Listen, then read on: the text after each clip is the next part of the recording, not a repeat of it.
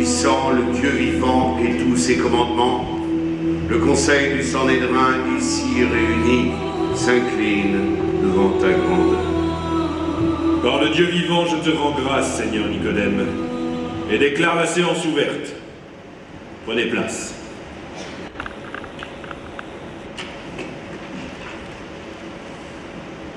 Nous sommes ici réunis pour prendre la mesure des activités séditieuses de ce Nazaréen qui se prétend Messie. Caleb et Zacharie reviennent à l'instant d'une mission de plusieurs mois en Galilée. Qu'on les fasse entrer.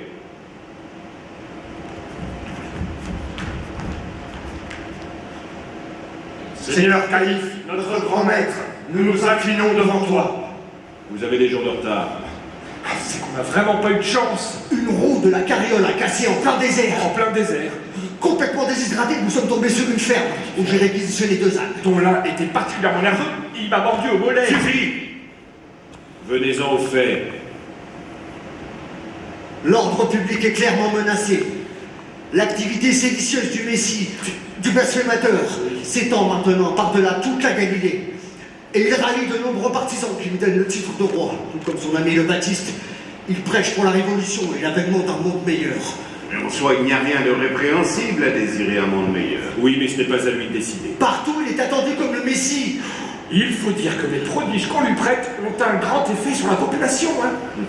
Quels sont ces soi-disant prodiges? Il a rendu la vue à un aveugle.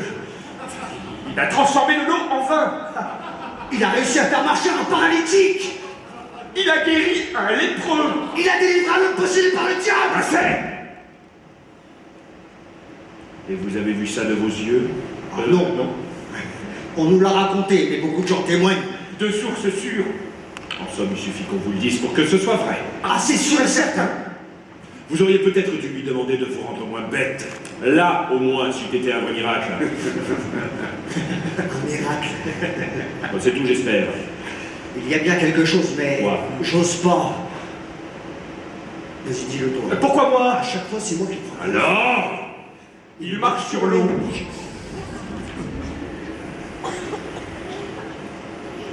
Nous devons réagir avant que ces histoires n'arrivent aux oreilles de Pilate. Faisons preuve de prudence. S'il est aussi vénéré qu'on le dit, toute action contre lui se retournera contre nous.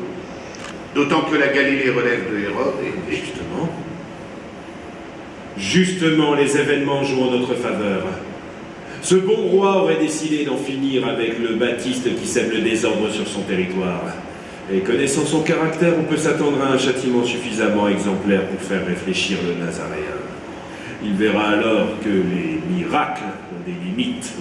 Eh bien, justement, à ce sujet, il y a encore quelque chose qui... Ça s'est passé il y a quelques jours.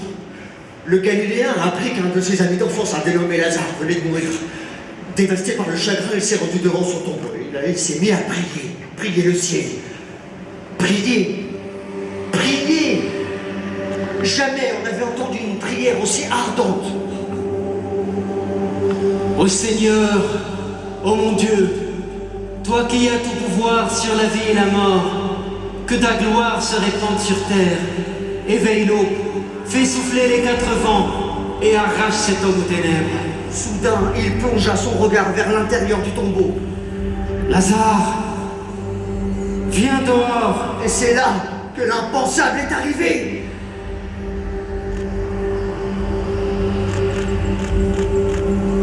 Et voilà. Caïphe, ressusciter un mort, voyons. Enfin, prêtez-vous au prodige de ce Nazaréen, on propage les rumeurs les plus folles. Que ce soit vrai ou non n'est pas tant le problème. Ça devient si un peuple tout entier se met à croire.